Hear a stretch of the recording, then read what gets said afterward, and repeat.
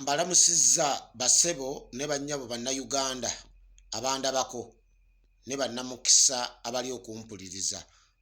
Amaanyi kituufu nnyo ddala yenze Mwoyo gwa ggwanga Kaziba Musuubuzi sinzirano mu kibuga Lugazi mu Buyikwe district. Ndi muwagizi wa kibiina ky'NRM ekiri mu buyinza ekikulemberwa mukwano gwa Katonda mu Uganda President Museveni. Nkulisaayo mwenna abadde ku mukolo ogw'ameefuga gaffe aga Uganda agabadde mu kibuga ky'e Busia. Mwebale nnyo, mwebale ddala kulaga Mwoyo gwa ggwanga abantu b'e Busia ne mwanirize nnyo omukulembeze w'eggwanga mukwano gwa Katonda mu Uganda. Muswazizza abo abatannava mu Nasalebedi kubasimbuliza kubalaga neeyisa nabikolwa ngeri ki gye balina oyitamu okulembera eggwanga. Okuvuganya kirala n'ofuna omukisa gw'okulembera eggwanga kirala. N'abajeemu ne mu Bayibuli baaboogerako balina abakulembera. Naye mbadde wano ewaka ne nzijukira mu biseera bwe biti. Nayinanga mikwano gyange twalinga bangi nnyo nga tugenda nga ku mpewo za radio station ne twogera ku birungi gavumenti byekoledde Uganda n'abo bannaffe abaali batuyambangako okuwabula biki ebitunyigiriza naffe twabirabanga.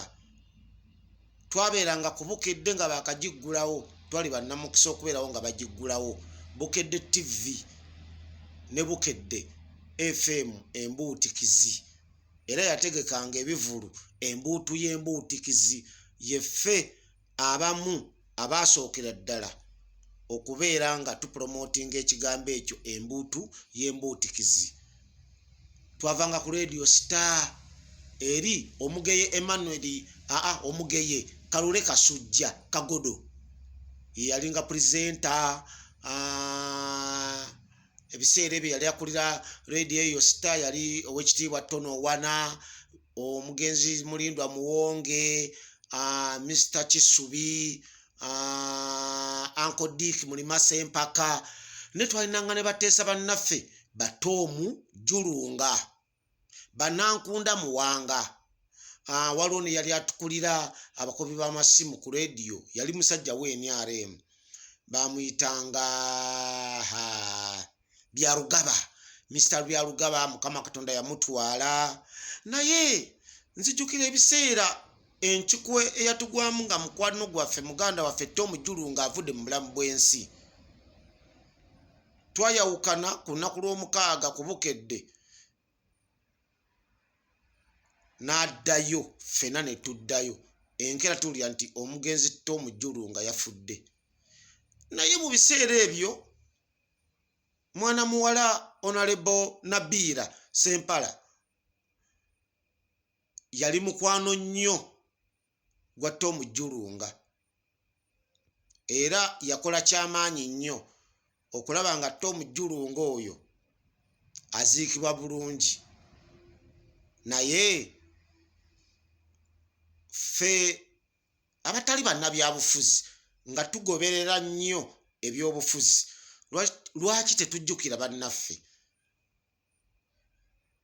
Nabiira nga bwe yakola omulimu ogw'amaanyi okuziika Tom Julunga, Banankunda Muwanga, mukadde waffe Byarugaba, ffe abakubi b'amasimu ku leediyo n'aboogerera ebirungi gavumenti byekoledde n'abo abawabula gavumenti, tujjukirenga bannaffe ababa batuvuddeko. Tuffe ku bitukwatako, ebitatukwatako tetubifaako. Tujjukire mikwano gyaffe ba Tom Julunga. Antegeere bulungi. Mukulu wange Moses Kaziba yenze mutowo Mwoyo gwa ggwanga Kaziba Musuubuzi. Tujjukire bannaffe abatuvuddeko. Tuteekewo olunaku olujja okujjukira abantu baffe mikwano gyaffe abamu nga bavudde mu bulamu bw'ensi nga tetumanyi bagenze batya. Omugenzi Tom Julunga yatuvaako, Nankunda Muwanga yatuvaako, owekitiibwa Byarugaba yatuvaako. Tubajjukire. aisasanyo lya Museveni tujjukire mikwano gyaffe abo. Owekitiibwa RDC Mwanga kati gwe Museveni tujjukire mikwano gyaffe abo. Buchana madamu Buchana tujjukire mikwano gyaffe abo. Mama Kyakabaale tujjukire nga abantu baffe tetulinda President Museveni kutuwa kujjukira mikwano gyaffe.